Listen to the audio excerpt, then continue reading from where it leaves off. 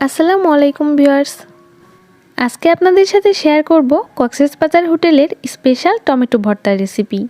গরম ভাতের সাথে এই ভর্তাটা খেতে কিন্তু খুবই ভালো লাগে আর খুবই সহজ পদ্ধতিতে আজকে রেসিপিটা শেয়ার করেছি। যদি ভালো লেগে থাকে তাহলে প্লিজ আমার চ্যানেলটিকে সাবস্ক্রাইব করে পাশে থাকা বেল আইকনটিতে প্রেস করে দিবেন। চলুন তবে আর কথা না বাড়িয়ে মূল রেসিপিটা আমরা দেখে নিই। এখানে আমি নিয়েছি 4টা পাকা টমেটো।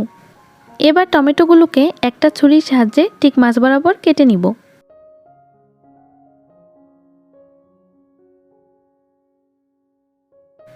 কাটা শেষ হয়ে গেলে এবার একটা বাটিতে টমেটোগুলোকে দিয়ে দিচ্ছি।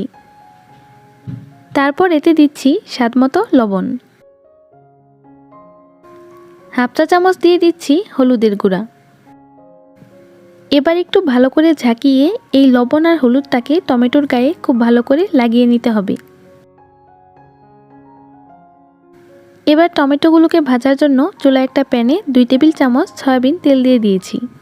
তেলটা গরম হয়ে এলে এতে সেই টমেটোগুলো দিয়ে দিব। লবণ দিয়ে টমেটোগুলো মেখে রাখার কারণে এগুলো থেকে কিছুটা পানি উঠেছে, তাই একটু সাবধানে টমেটোগুলোকে তেলের মধ্যে দিতে হবে যাতে তেলটা ছিটে হাতে না লাগে। 5-6 কোয়ার মতো দিয়ে দিচ্ছি রসুন, এতে ভর্তা থেকে দারুণ একটা ফ্লেভার আসবে। এবার একটা ঢাকনা দিয়ে টমেটোগুলোকে ঢেকে দিচ্ছি যাতে এগুলো খুব ভালো করে সেদ্ধ হতে পারে। এবার আমি ঢাকনাটা খুলে দিচ্ছি আর একটা পাশ একটু পোড়া পোড়া হয়ে এলে এগুলোকে উল্টে দিতে হবে।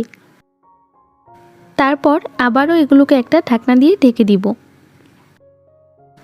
যখন দেখবেন টমেটোগুলো খুব ভালো করে সেদ্ধ হয়েছে আর দুইটা পাশে একটু পোড়া পোড়া হয়ে এসেছে, তখন এগুলোকে তুলে নিতে হবে। টমেটোগুলো থেকে কিছুটা পানি উঠেছিল, আমি ঢাকনা খুলে পানিটা শুকিয়ে নিয়েছি। আর টমেটোগুলোকে যেহেতু আমরা সরাসরি আগুনে না পুড়িয়ে তেলে ভেজে নিয়েছি, তাই এটা থেকে একটু পোড়া পোড়া স্মেল পেতে চাইলে টমেটোগুলোর দুই পাশটাই খুব ভালো করে পুড়িয়ে ভেজে নিতে হবে। এখন এগুলোকে একটা প্লেটে নিয়ে একটু ঠান্ডা করে এর খোসাটা আমি ছাড়িয়ে নিচ্ছি। এবার টমেটোগুলো আমি খুব ভালো করে হাত দিয়ে ভর্তা করে নিব। রসুনটাও খুব ভালো করে সেদ্ধ হয়েছে, এগুলোকে আমি হাত দিয়ে গলিয়ে নিচ্ছি। তারপর সবগুলোকেই একসাথে খুব ভালো করে আবার মেখে নিব। আমাদের ভর্তাটা করা হয়ে গিয়েছে, এবার আমরা পরবর্তী স্টেপে চলে যাচ্ছি। চুলায় একটা প্যানে নিয়েছি 2 টেবিল চামচ পরিমাণ সরিষার তেল। তেলটা গরম হয়ে এলে এতে দিয়ে দিব হাফ কাপ পরিমাণ পেঁয়াজ কুচি। এবার পেঁয়াজটা নেড়ে চেড়ে একটু কচকচে থাকা অবস্থায় এর মধ্যে দিয়ে দিব স্বাদমতো কাঁচামরিচ কুচি। তারপর আবারও এগুলোকে একটু নেড়ে চেড়ে এর মধ্যে দিয়ে দিব হাফ টেবিল চামচ পরিমাণ চিলি ফ্লেক্স। কাঁচামরিচ কুচি যেহেতু দিয়েছি তাই চাইলে এটা বাদও দিতে পারেন, তবে এটা দিলে কিন্তু দারুণ একটা ফ্লেভার আসে। হাফ চা চামচের থেকেও কম দিয়ে দিচ্ছি হলুদের গুঁড়া। এই পর্যায়ে হলুদের গুঁড়া দিলে ভর্তাটাতে দারুণ একটা কালার চলে আসে। এখন এগুলোকে একটু নেড়ে চেড়ে এর মধ্যে আগে থেকে ভর্তা করে রাখা টমেটো দিয়ে দিব।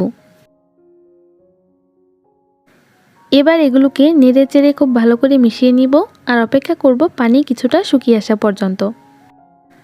পানি কিছুটা শুকিয়ে আসলে এর মধ্যে দিয়ে দিব স্বাদমতো লবণ। লবণটা দেওয়ার পর ভালো করে এগুলোকে নেড়ে চেড়ে মিশিয়ে তারপর এতে দিয়ে দিব কিছুটা ধনিয়া পাতা কুচি।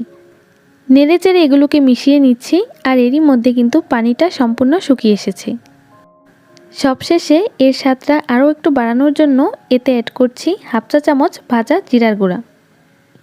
এটা কিন্তু কোনোভাবেই বাদ দেওয়া যাবে না। এবার সবগুলোকে একসাথে খুব ভালো করে নেড়ে চেড়ে নিচ্ছি আর এরই মাঝে আমাদের ভর্তাটাও কিন্তু হয়ে গিয়েছে। এখন আমি এগুলোকে পরিবেশন করে দেখাচ্ছি।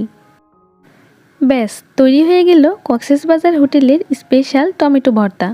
এখন তো শীতকাল, টমেটোটা আমাদের হাতের কাছে খুব ইজিলি পাওয়া যায়, তাই দেরি না করে ঝটপট বানিয়ে ফেলুন এই স্পেশাল টমেটো ভর্তা। আর রেসিপিটা কেমন লাগলো তা কিন্তু কমেন্ট করে জানাতে ভুলবেন না। আজকের মতো তাহলে এখানেই বিদায় নিচ্ছি। আল্লাহ হাফেজ।